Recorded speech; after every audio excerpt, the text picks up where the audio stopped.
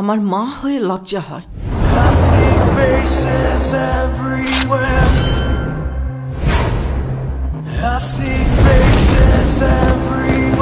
আর তোমার ছেলের বাবা হয়ে এতটুকু লজ্জা হয় না?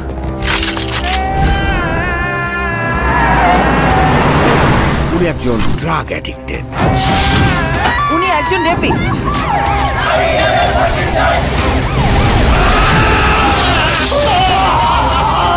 আপনার ছেলে একটা জানোয়ার।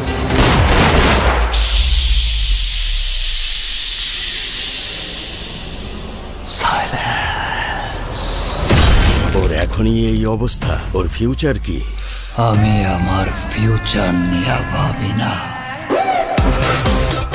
অতীত নিয়েও ভাবি না। আমি শুধু একটা জিনিসই ভাবি, নিতু শুধুই আমার।